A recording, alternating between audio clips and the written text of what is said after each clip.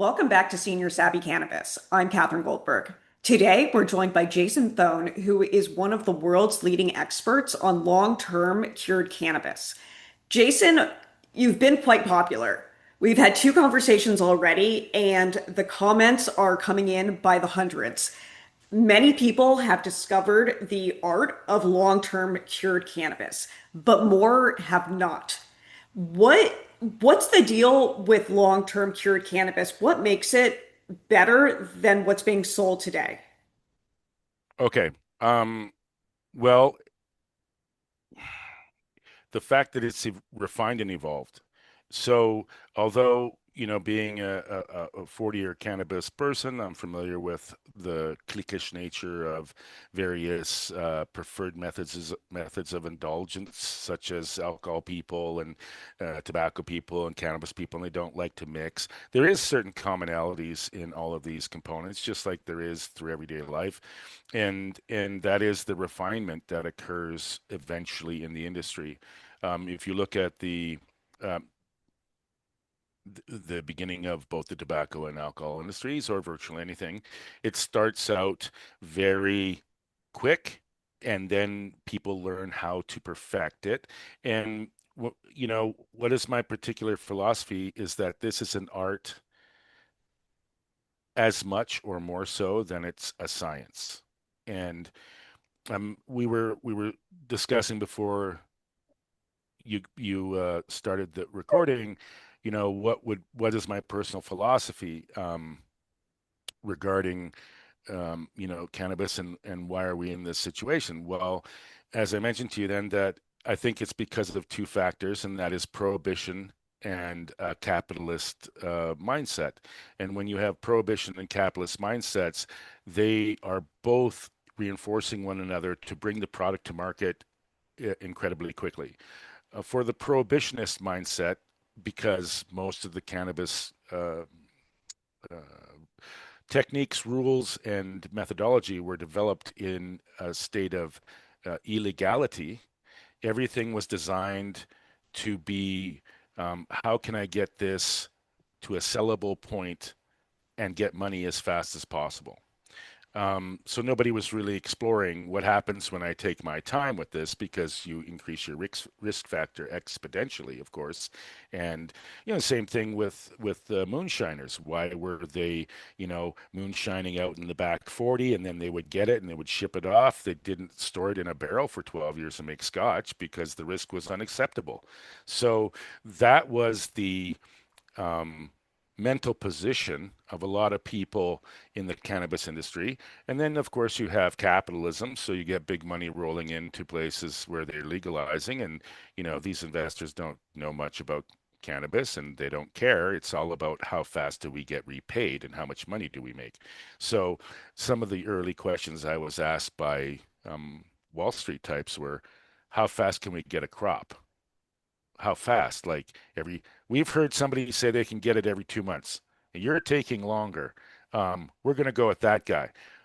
Well, okay. So when you combine those two mentalities, you go down a road which makes you miss um, the road that takes you to a refinement in the product. And So that's why. Yeah, go ahead. oh, sorry, just to make sure our audience understands, a lot of people have found an old jar of cannabis in the back of their closet, and they were a little bit nervous about it, but when they opened it, it was the most phenomenal smell that they had ever smelled. And the high was one of the best highs they've ever had. So it Hmm. seems like it's this happy accident that many of us are stumbling onto. But how does the plant actually improve? I think that's a safe word to use as time goes on. And a follow-up question, there's a huge spectrum of cannabis Hmm. varieties. Um, is it one rule fits them all, or is an 8 week indica going to have a different dry and cure, let's say, than a 16-week sativa? Does that make sense?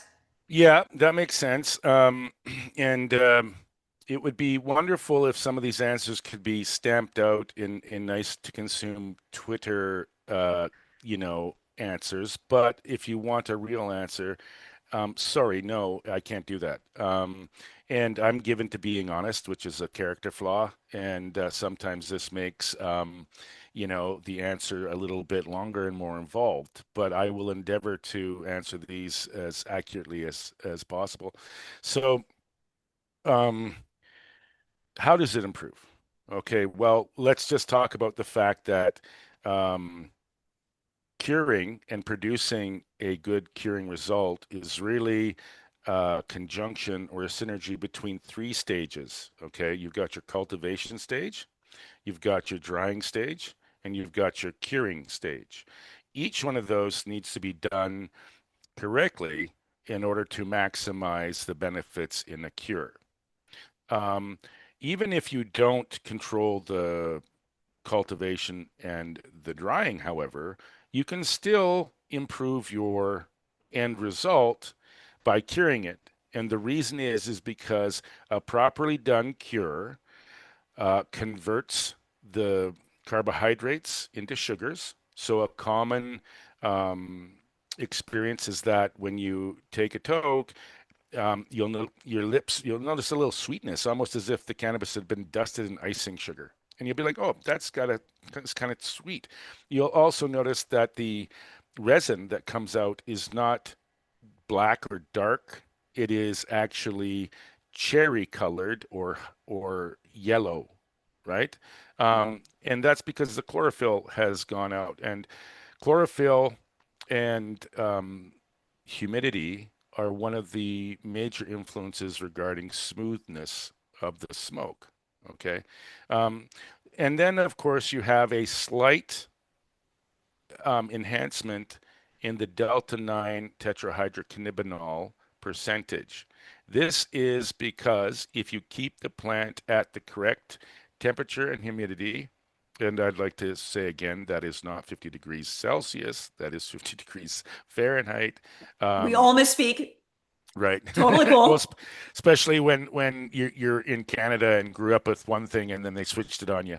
So I get confused with that all the time.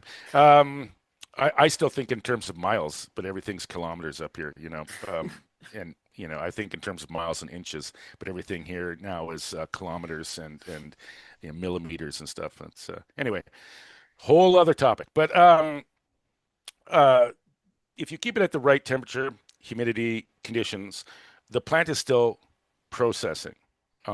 It processes the stored up carbohydrates in its pith into sugars. Okay, the chlorophyll evaporates. Okay, and then the other forms of tetrahydrocannabinol, of which there are three in total, but the delta um, 3 and a delta 6 molecule, which are not psychoactive, finish their conversion into a delta 9 molecule, which is psychoactive. So the potency, although that's not the reason you should be doing this, slightly increases. It's more of a synergy. And then when people say, well, because I stumbled on this accidentally perfect situation as well when we had the nonprofit medical dispensary in Vancouver. Where I was clearing out inventory one day, and it had been stored in a root cellar environment in glass, and I came across this stuff that, oh no, it was a really good sativa strain from Hawaii. I liked it. It was one of my favorites, and it was all yellow. And I went, oh, we got to throw this out or something. And I was a bit grumpy. And, I cracked the jar and, oh my God, what? It smelled like somebody had put a bouquet of flowers in there. I mean, there was almost a passion fruit smell, almost a mango smell, a little bit of citrus, but a bouquet, a full blown bouquet. Um, so of course I sampled it and it was far from not potent. Okay, it was very potent, very smooth, very flavorful. And that began the quest for the cure, which led to Cuba, which led to 20 years of experimentation. And my wife at the time was a botanist. So, we're both scientists. So this went crazy in an OCD kind of way. And then eventually you have Curo. So it was a happy accident. And, yes, so this is the reality. It was a reality I experienced. And that is going to be what convinces people of the truth, is the reality of experience. And I've read some comments where it's like, that guy's full of crap. I harvested something 2 weeks ago and it's fine. Well, until you actually sample Curo, shut your mouth because you don't know what you're talking about there, boy. You can say that, but, saying it is just nonsense if you haven't tried the alternative. And of course, I And was read the joking. comments of people Right. saying that they have also tried. It's not just you. And Yeah. someone commented that they learned how to grow at Oaksterdam University in Oakland, Hmm. which is Hmm. in the US like the number one Hmm. school to learn everything about cannabis. And Hmm. they teach what you're preaching. They say treat cannabis like tobacco and let it cure, let it get it to that leather stage. Yeah. So you're not just some hippie from Canada saying this. This is No. what the best of the best are saying. Let me ask you a Yeah. question because Oh, and by someone the said way, I'm not a hippie. I have a PhD in physics, and my ex-wife was a botanist. So I'm actually a scientist and a technologist as a profession. you're just Cannabis was just a nice. Okay, yeah, you just have good and a energy. personal hobby. I'm a cannabis aficionado. I'm not one of these people that I'm like that guy who's like, I used the razor so much, I just bought the company. I'm kind of like that guy. I mean, cannabis has always been my preferred medicine, and I broke my neck when I was 15, and I suffer ridiculously strong migraines. And it was cannabis that freed me from this migraine demon. Oh my And God. that's I began pursuing cannabis as a medicine years ago, and that's how I got into all of this stuff. I want to know more about some of your more esoteric practices. But before I ask you about that, we have a lot of home growers that Mm. listen. I'm one of the new home growers. It's fabulous. Can you, it's, we're not gonna grow Curo weed. We don't have the IP, we don't have the technology necessarily. But are there any tips you can share with the home growers that maybe target those three stages of Yeah, cultivation to yeah. just increase our chances of having the best Of medicine course, of course, possible? of course. Number one is understand that all curing will improve whatever it is. So even if you buy it from a dispensary, the elimination of chlorophyll alone makes it substantially and measurably smoother. Um, so the one thing is store it in glass. Glass is inert. Plastic has a charge, plus you never know what's leaching into it, regardless of their promises. Okay, plastic degrades, plastic leaches, especially when plastic is around sunlight. So plastic's a no-go. Store it in glass. For the first month, burp it every day, and that means open it up, allow the air to exchange, because there's three ways of curing plant matter. One is sun curing, one is water curing, and one is air curing. Okay. And you can't do, for various reasons, the aforementioned two. So sun curing and water curing are out. That leaves air curing for cannabis. And air curing takes time, and it's basically because the plant's evaporating the chlorophyll. Okay.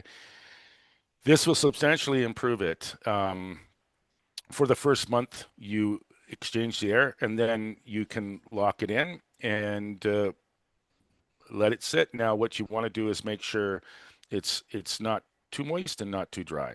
There's a sweet spot, and enjoy finding it. Okay, because this is it's a personal quest. The reason why I don't want to do all the spoilers is, Yeah, you have part of this is like your own quest of how you make wine or how you make cheese or what you do or your own jam recipe. I mean, you is there know, like a um, 60-60 rule of thumb? I kept on saying 60-60. Is that what that was referring it's to? a good Or start. It's a good starting point. okay, 60 degrees temperature and then I would 60. go lower. I would go lower than that only Okay. because you're only and there's basically two enemies to long-term cure. Three, technically, sorry. That is UV B radiation, so sunlight, oxygen, and mold. Okay, so if you don't have those three things exposing to your plant, then it can continue to refine itself for years. Okay. Now, much like the tobacco industry, where after about 3 years, your improvement percentage is tiny. Okay. But it still does improve and it still does develop and it still does develop, different characteristics. And this is what's interesting. We've done experiments where we took the exact same plant. It was a Nukin plant, and we took one bud and put it in like 5 different jars, and each of those jars had a different environment. After 2 years, each of them had a unique terpene profile, unique um, smell. Okay, it wasn't all generic, and this is what brings in certain inherent value and why wine is valued, for example, because certain years the field conditions aren't replicatable. The conditions were just perfect to get a certain sweetness or a certain condition, and that is great because it means that there's a built-in um, scarcity to Mhm. certain years and certain curing batches. There's just, a weird confluence. Now, is that like because when you open the jar, I open the jar, I breathe into it, I exchange the air. Now, is some sort of alchemical stuff happening with the bacteria in your breath? Potentially. Is there, some bacteria on the plant? Is it interacting? Oh, potentially, because they're very different terpene profiles that get revealed. Once the chlorophyll is gone, you get different terpene profiles revealing themselves. Okay. And that's the other reason for keeping it in cool temperatures, by the way, so you don't have volatilization of the terpenes. Okay. Um, Would you so also does that, recommend that help? the, yeah, that explained it more generously than I ever expected. We're very grateful for that. Um, I have one of those little mason jar air sealers that you press the button, Mm, takes the air out. Would you mm. recommend using one of those? Yep, or an oxygen desiccation pack. You can get them. They're little things, and they suck The all the Boveda packs? oxygen. Yeah, well, they keep the temperature, humidity, or not temperature, but they keep the humidity dialed into a certain condition. They won't control the oxygen. But in a jar, you don't really need to worry about oxygen degradation simply because there's not much of it in a jar. I mean, when you look at it, if you're going to, and I wouldn't pack the Mhm. jar full either. So I would fill it like 2/3 full because you want to rotate it slightly. I do a quarter turn every day, and this just jostles the flower clusters over to a different Hmm. facing gently, and this evaporates it. This is why it's about exposing the surface to the air, but you exchange the air and for a month, and this flushes out and brings in a little bit more fresh air that then the chlorophyll can evaporate into. We don't notice any degradation. In fact, I'd say that the degradation is probably compensated for um, with the improvement in the percentage of THC by the conversion of the delta threes and delta sixes into delta nines. So, we didn't see too much. But if you're getting into long-term curing, like more than 3 years, um, you have to do, you know, yeah, you have to keep it in a oxygen uh, deprived environment and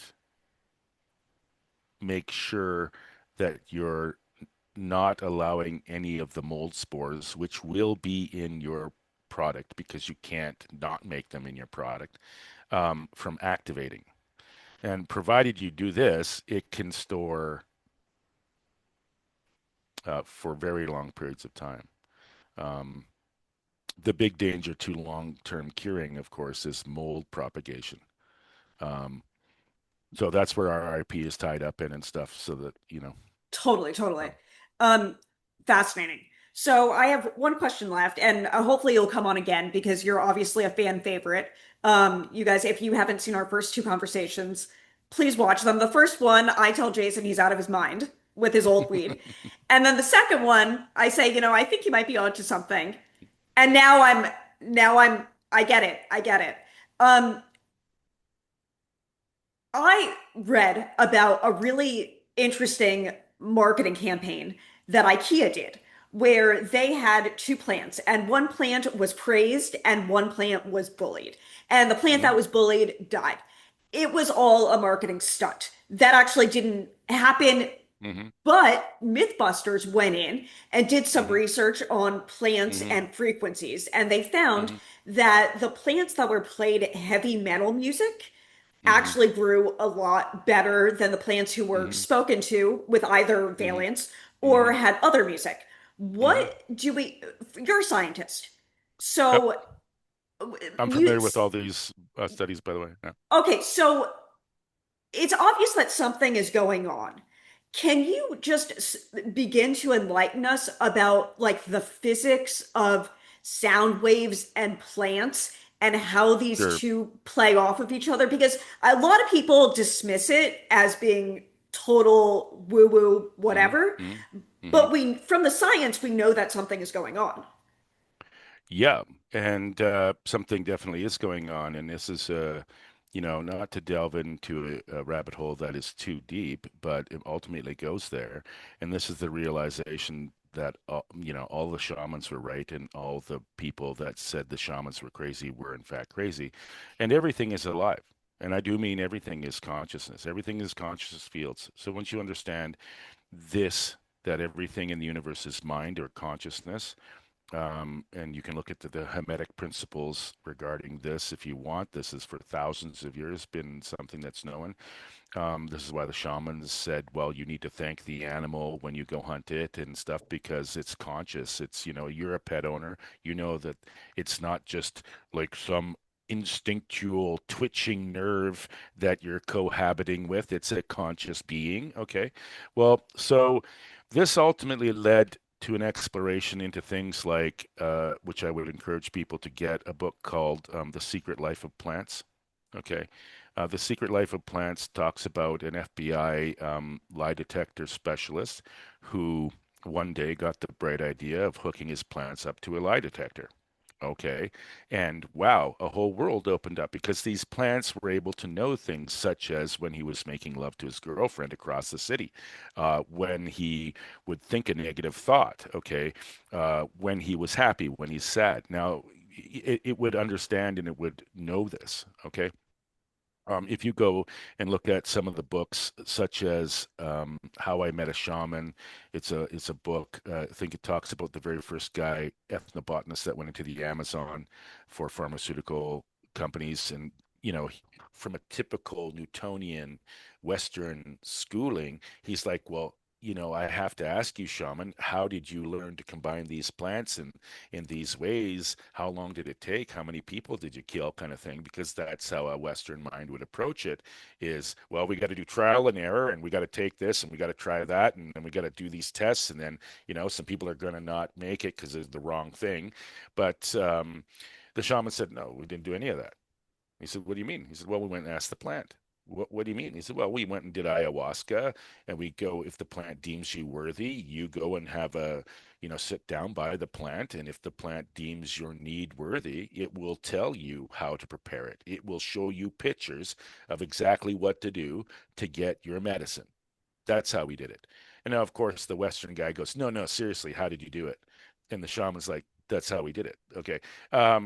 But this has been talked about, much like I was going to say, anybody who doesn't think curing is a thing, go look up two books, which I consider to be Bibles of cannabis, and that is Robert Connell Clark's book on marijuana botany. He also has an excellent book on hashish around the world. And then, of course, the one I showed the other day, which is Jorge Cervantes' Cannabis Encyclopedia, where he has a whole chapter on curing. Um, and were you going to mention something about that, Catherine? Yeah, if I'm giving this away.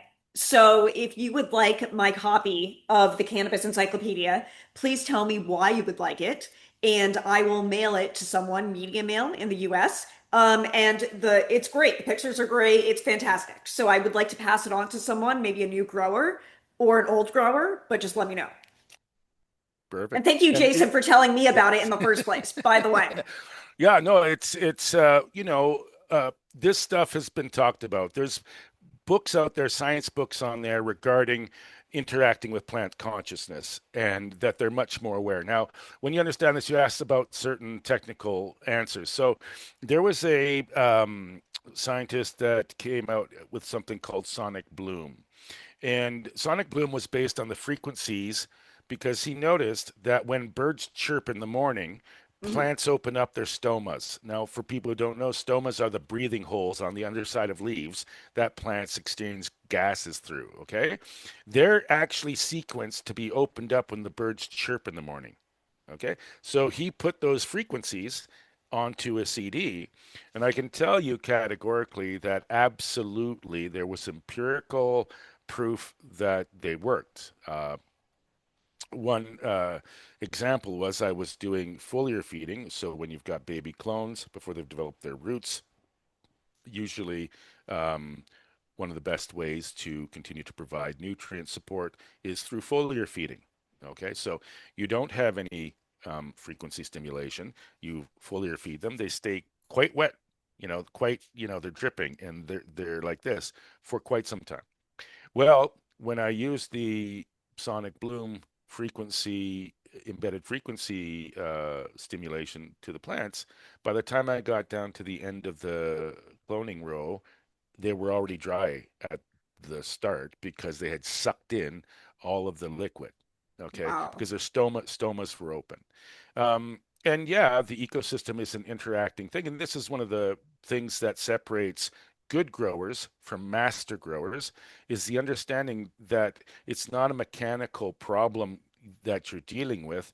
You don't have A plus B equals C type of a situation, or it's not like building a car where you take static parts, combine them in the right way, and get a guaranteed output. That truly exceptional results can only be achieved when there's a conversation between the cultivator and the plant. Okay.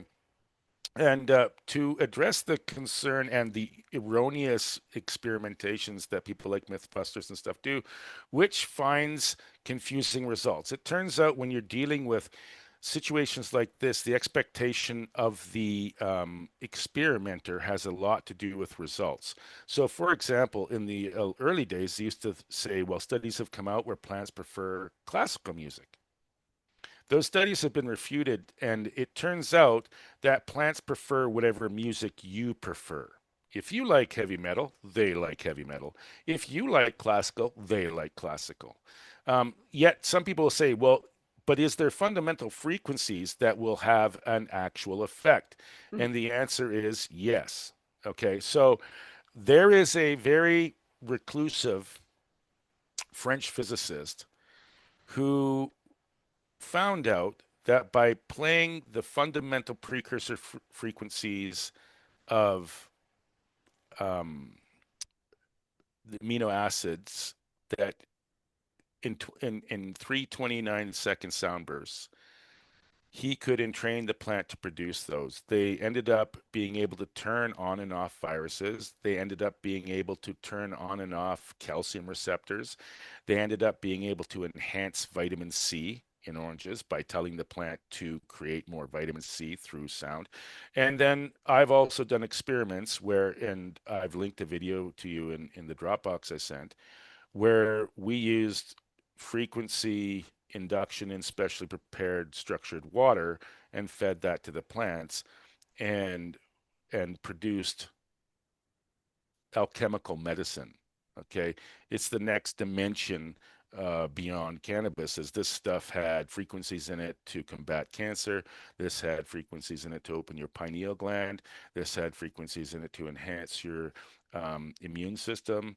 And what you're doing is having a conversation through with the plant through water and using water to carry the suggested changes to the plant. And I can tell you categorically that results were greater than um, random chance. How Okay. did you measure these results? What did you use tools? Were you just looking, what was something bigger than it normally was? Yeah, well, How, one effect was we actually had a square trichome. I've never seen a trichome that looks like a salt crystal before. but this was a like square trichome, not a round trichome. It was like a crystal sitting Really? on a stalk. Yeah. And then, there's most of it was a lot of anecdotal, experiences, such as my lab was retained by people who had had cancer to grow their medicine, and they simply said, like, wow, what the heck happened here? Because this Hmm. wasn't like anything else you ever did. And the other thing was is we took the plant much longer than recommended, and to its flower stage. Like I said, most harvest buy dates are, this is how early you can harvest it to get paid, Mhm. meaning this is how you can harvest it and the buds will look acceptable and retain their size and you'll get paid. It's not really how long does the plant want to go if you keep it healthy. Okay. So therefore, most harvesting is what's in what I call the early phase. So you have three trichome colors, which will give you an indication about the cannabinoid profile within the trichome. Okay, clear is going to have a higher percentage of THC and a lower percentage of CBDs and CNCs and other cannabinoids. Okay, um, milky white, which is the mid stage, will have a balanced ratio of those, and then amber colored trichomes will have more CBD and slightly less THC. So, this is why a lot of stuff is paranoid, makes you paranoid, or it's too potent because it has more THC than other cannabinoids. It's also why I'm a fan of full flower alchemy as opposed to human alchemy, because I think the plant is smarter than the human. And I think that the plant knows how to be the plant better than you know how to be the plant. So when you're trusting the plant consciousness to interact with you, that plant is going to produce a synergistic symphony of cannabinoids that it's hard for humans to compute and figure out. So when you see people do things like, oh, we've extracted the psychoactive tetrahydrocannabinol delta 9 molecule and we put 90% of it in this vape. Ugh, Well, that doesn't mean you're going to yeah, get a superior experience. Okay. it's gonna be I terrible. mean, yeah, it's going to make you paranoid. It's also going to make you immune to everything else. Um, oh, and I wanted to, some people have said, like, well, what if I'm a long-term smoker? I find that a lot of flower becomes something that doesn't affect me. Well, this is the whole reason why what is going to happen is the same thing that happened in the tobacco industry, where it's not going to be about strains, because exactly that, you can get immune to strains. Okay, you can get normalized to a particular cannabinoid profile. I've had plenty of experiences where, I grew a particularly potent plant. I could only have 3 to 5 puffs off it before I was almost incapacitated. 3 weeks later, I'm smoking, a whole joint without really being affected. Okay. So you get this normalization effect that happens with the cannabinoid profile. Well, how do you combat that? Well, not by doing strains, because you can't protect your IP with strains anyway. It's going to be by blends. Now, why a blend? Because a blend gives you the opportunity to mix certain ratios of uh, uh, cannabinoids, and it guarantees that one trajectory is going to hit the person in a way which they are not normalized to. So we've taken very experienced smokers who, could sit here and smoke 3 Cheech and Chong sized joints and still talk to you, and they're like, oh, we had this one guy who's like, he literally was like, Cheech, I can smoke anything. I smoked that Mutucon, that Acapulco Gold. I even smoked that Tide Stick, and he's like, nothing gets me high anymore. Oh, okay. So we rolled a five blend Curo, which we call the Five Ladies. And literally, he took 2 puffs, and he's like, "Oh, I'm out. I'm too high." And so his nickname became Two Puffs, right? Because that's all he could That's do. funny. And right. And so hopefully this does answer the question that this is a conversation. It's an art form as much as it is a science. recognizing that the plant is a conscious entity that you can communicate with. It isn't voodoo. It's science, okay? Much like you're going to get a superior result with an animal if you have a good relationship with that animal. That's just obvious. Try being a dog owner, but never communicating with your dog, just keeping it on like some sort of shock collar thing. It wouldn't work, right? It wouldn't work. So people who don't understand that the plant is a living entity, it has its own consciousness, it has its own desires. Opening up a dialogue with this is how you get something to go from good to great. Okay. And in experimenting with a lot, the video I sent you, for example, I mentioned that I had been told that it was an eight week Kush. Well, the plants you're seeing are at like on the verge of 14 weeks. Hmm. Okay. So this is substantially longer than, and also three things create early senescence when you're cultivating.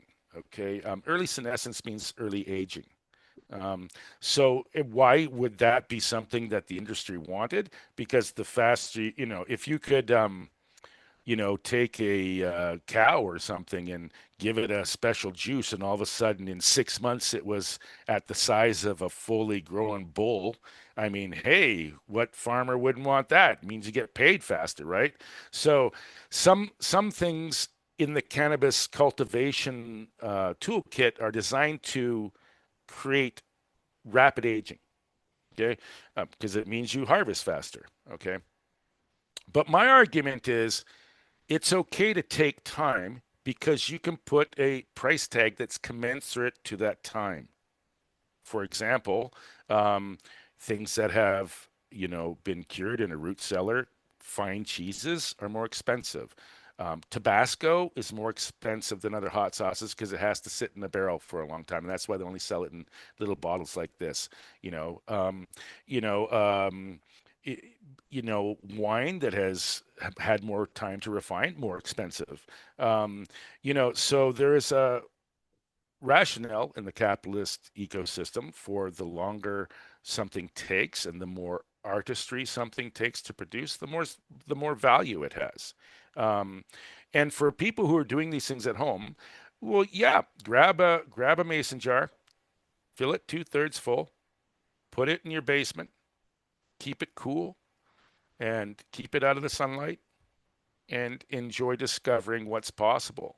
And this is the truth. The truth is an experience, right?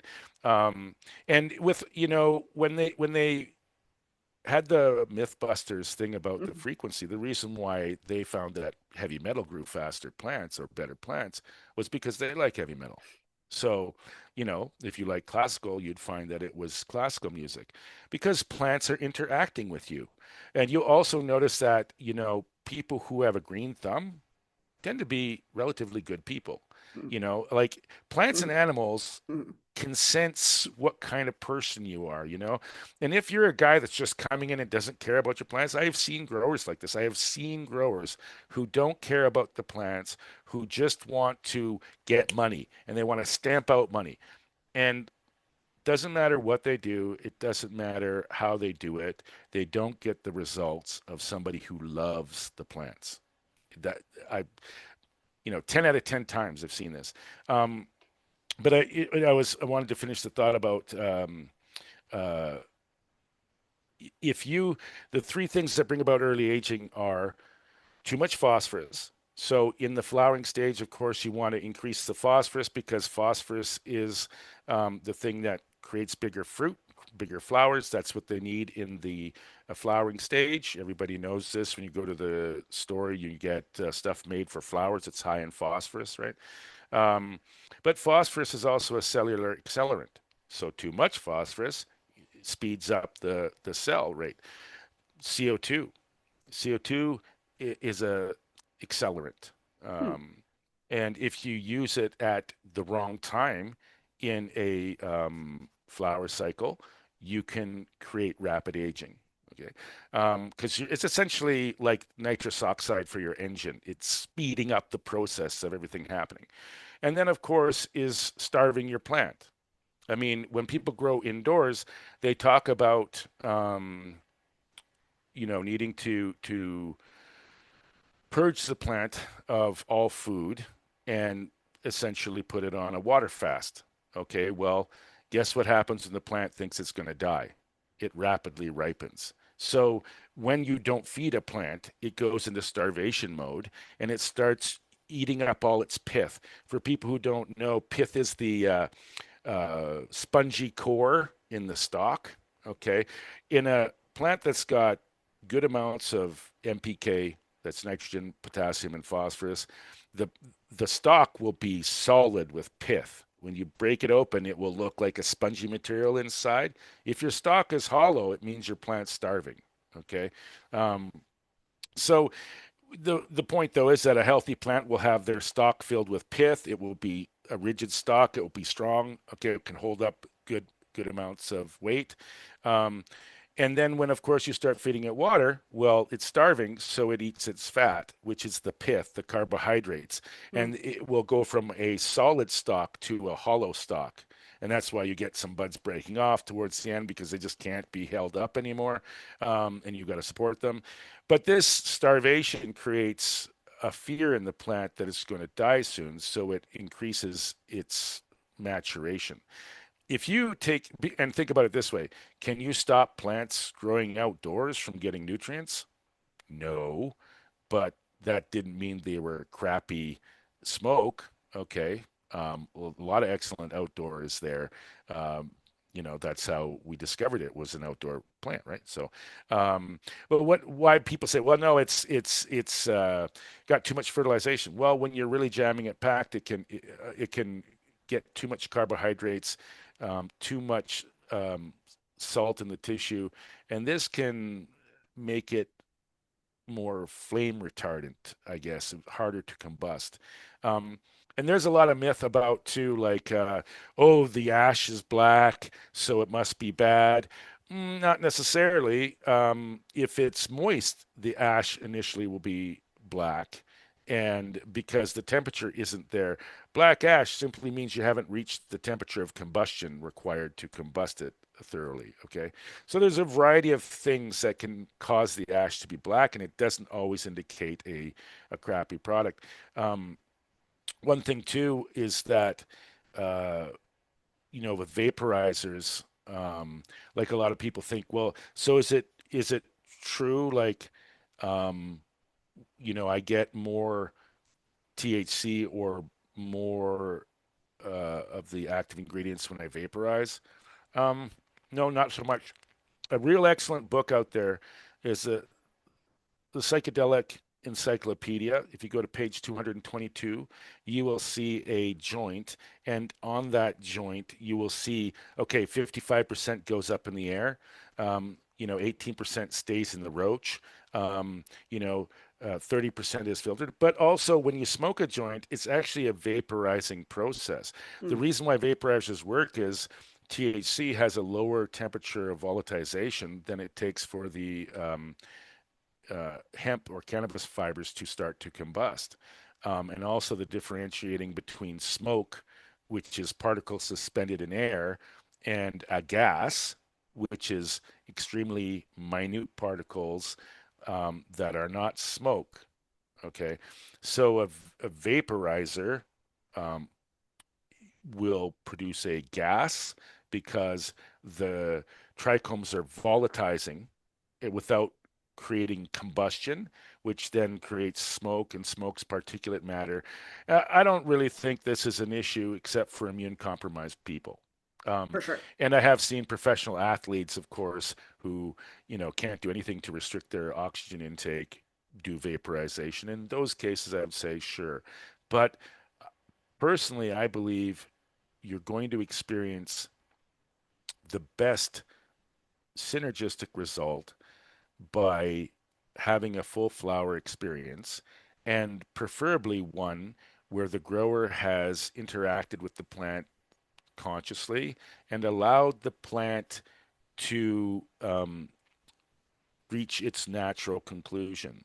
And this is much longer than people think. also, I wanted to clear up, like some people have said, well, so, you know, I don't like indica, I like sativa, or I like, um, you know, this aspect of sativa, but not this aspect of indica. What I've experienced and what I've proven is that you can create very similar sativa, you can create a sativa effect in an indica Sure. and an indica effect in a sativa if you harvest them at different times. Right. Okay.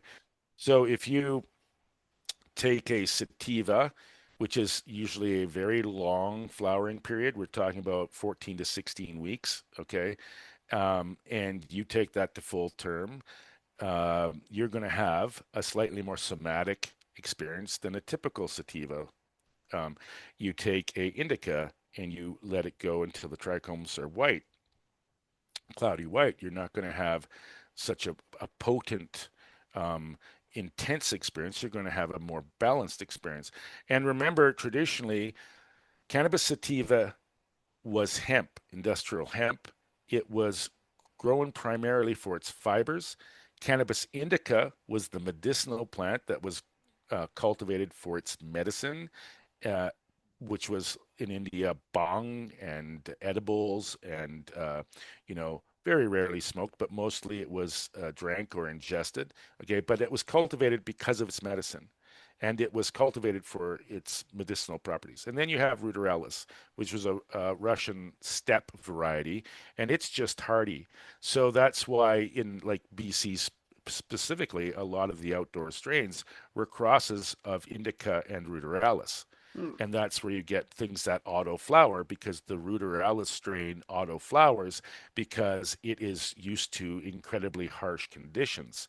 But ruderalis wasn't noted for its smokability. It was because of the plant being so hardy that it was crossed.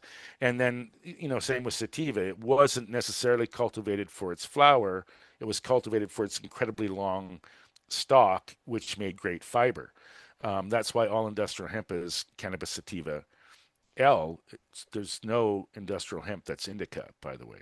So all industrial hemp's cannabis sativa. Um, but you can make an indica have a variety of experiential effects by altering where and when it's harvested. And this is what I mean. It's an art form, much like how there's no standard way to make wine or no standard way to cook borscht. A lot of this is personal taste, personal preferences. And that's why there's not going to be one company that dominates because this isn't about, who makes a glass jar better. This is, and what we've said about Curo too is if you look at the booklet and stuff, which people can, contact the Compassion Motion website and request the booklet and they'll send it to you free and it'll explain a lot more about the intricacies of curing.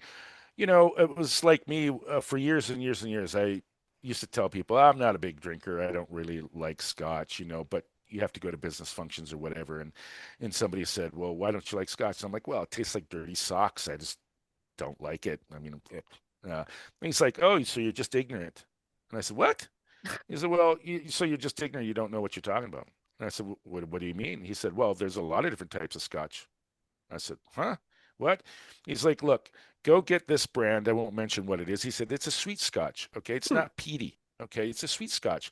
Now go get that. Sit that on your desk for 2 minutes. Cover it with a piece of paper. Go get some fried chicken. Get the skin of the chicken because grease acts as a prism to alcohol for people who don't know. And eat that chicken skin. Get that grease over your tongue and then take a sip of that scotch. Call me back. So I followed the instructions, and my mind was blown. I was like, "What? What the hell? I've been an ignorant savage my whole life. I didn't even know this. What the hell's going on here?"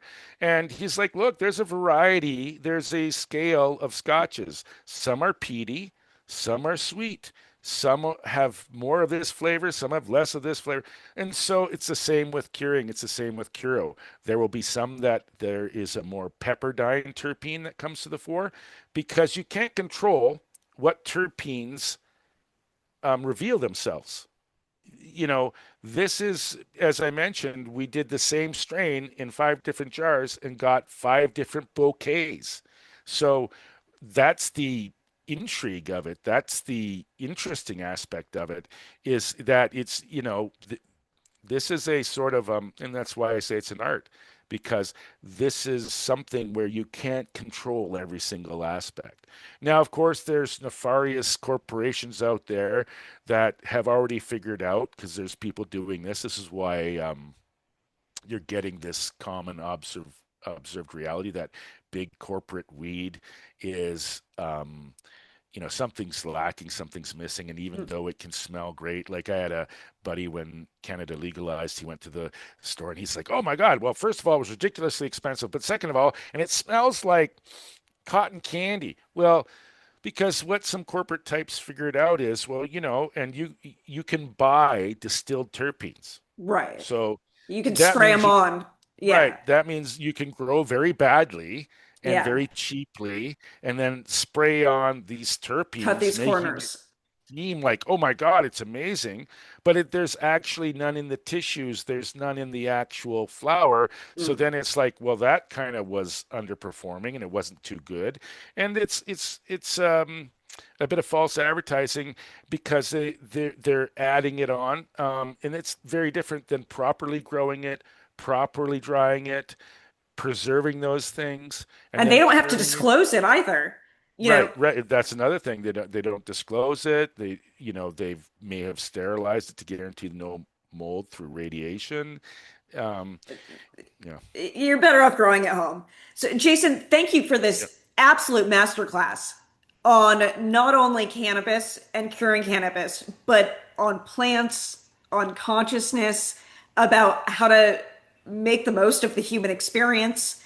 You are fabulous. I feel like I love you even more every time we talk. So, if you'll be on again, I'd love to have you. I have a feeling we're going to get a lot more questions. yeah.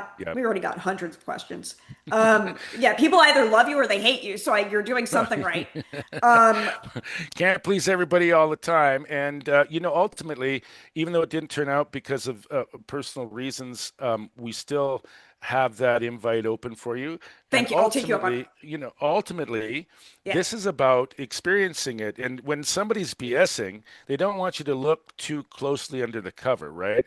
And, You guys the are saying bottom line open is, arms. We're here. yeah, yeah. Go experience it. You see for yourself why in 20 years no one's ever used the money back guarantee. Okay. And I know Yeah. there's people out there that would have if they were so inclined, but nobody's used it once in 20 years. Is that because there's a lot of dumb people out there, or is that because it's actually a real thing? Now, if you think it's a bunch of dumb people, then Jorge Cervantes is crazy. He doesn't know what he's talking about. Robert Connell Clark is crazy. He doesn't know what he's talking about. The guys And in every hippie, Oaksterdam, yeah, don't know what they're Oaksterdam, they talking don't know what they're about. talking Yeah, about. And maybe every it's hippie in the you. 60s doesn't know what it's talking about.